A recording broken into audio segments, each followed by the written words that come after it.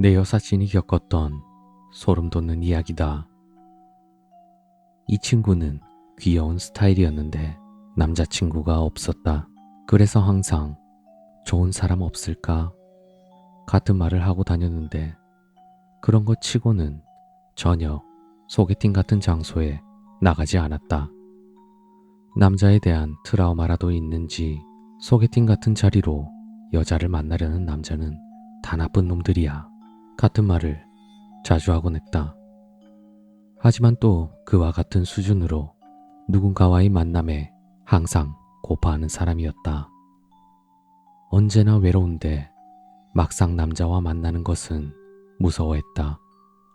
이전에 무슨 일이 있었는지는 모르겠지만 형편 좋게 누군가가 나타날 리도 없고 모두가 다 그렇지는 않을 테니 소개팅 자리에 나가보는 게 어때?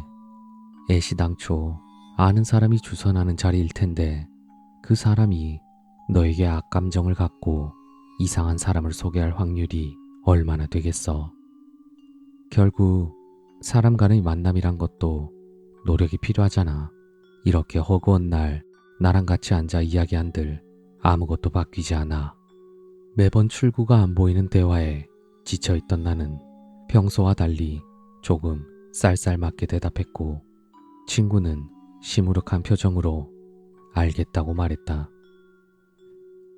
며칠 뒤 친구에게 소개팅 권유가 들어왔고 내 말에 느낀 바가 있었는지 이번에는 나가게 되었다. 그날의 소개팅은 3대3으로 총 6명이 모인 자리였는데 맞은편에 앉은 남자가 꽤 괜찮은 사람이었다고 한다. 좋아하는 영화나 드라마, 관심 있는 분야의 이야기가 나왔을 때는 깜짝 놀랄 정도로 서로 같은 것을 말했고 아무튼 하나부터 열까지 코드가 일치하는 사람이었다. 정말 운명의 상대라는 것이 있구나 하는 생각까지 했다고 한다. 쌀쌀맞게 말해 조금 서운하게 생각했던 나에게까지 고마운 마음이 들 정도로 즐거웠다고 했다. 자리가 무르익고 정말 용기 내길 잘했다고 생각할 무렵 파하는 분위기가 되었다. 그러자 맞은편에 앉았던 그 남자가 시간도 늦었으니 집까지 함께 가주겠다는 것이었다. 친구는 이미 상대방에게 홀딱 반해 있었던지라 평소 같았으면 상상도 못할 제안을 덥석 수락했다. 이 남자도 내게 관심이 있구나 하며 기뻐했다. 남자에게 차가 있었던 것은 아니었기에 둘이서 천천히 걸어 친구의 집까지 갔는데 오히려 더 긴 시간 동안 함께 있을 수 있어 좋았다고 했다.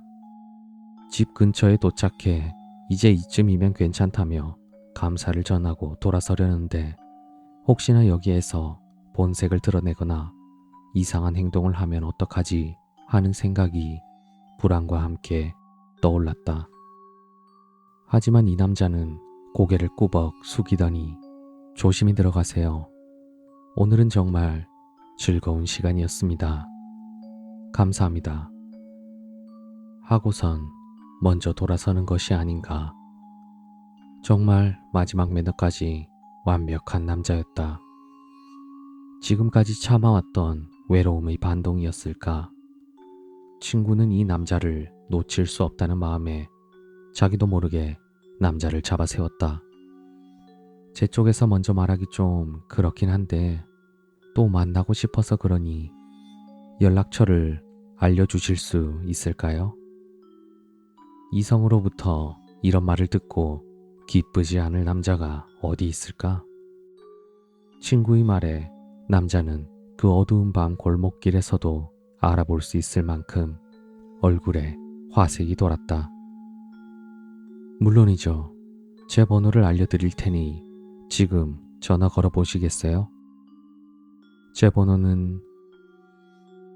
남자의 말을 들으면서 친구는 번호를 휴대폰에 입력했다. 잠시만요. 지금 걸게요. 이게 제 번호예요. 남자에게 말한 후 통화 버튼을 누른 순간 친구의 휴대폰 액정 화면에 있을 수 없는 글자가 떠올랐다. 범인? 친구의 머릿속에서 어질러져 있던 퍼즐이 일순간 완성되듯 무언가가 번뜩였다. 외로움을 잘 타고 이성과의 만남을 원했지만 남자에 대한 트라우마로 막상 만남의 자리에는 나갈 수 없었던 이유. 그것은 반년 전으로 거슬러 올라간다. 당시 친구의 집에는 엄청난 수의 전화가 걸려왔다고 한다. 걸려온 전화에서는 아무 소리도 들리지 않고 이따금씩 남자의 신음소리만이 들렸다.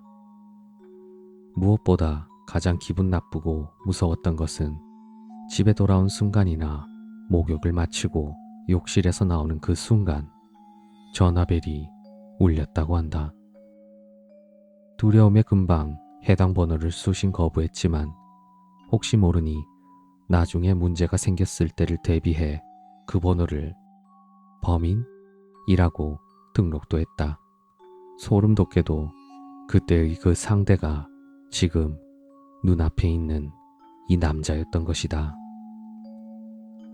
좋아하는 것, 싫어하는 것, 각종 TMI까지 이야기 코드가 맞을 수밖에 없었던 것이다. 그도 그럴 것이 상대방은 나를 잘 알고 있는 스토커였으니 말이다.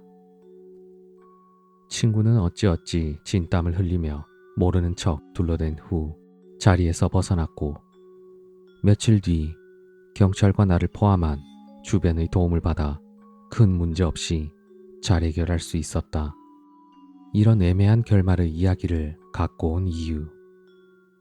지금 이 글을 작성하고 있는 제가 여러분께 드리고 싶은 말은 다양한 곳에서의 만남 가운데 놀랄 정도로 코드가 맞고 나에 대해 누구보다도 잘 알고 있는 사람. 운명이라는 것을 느끼게 해주는 사람.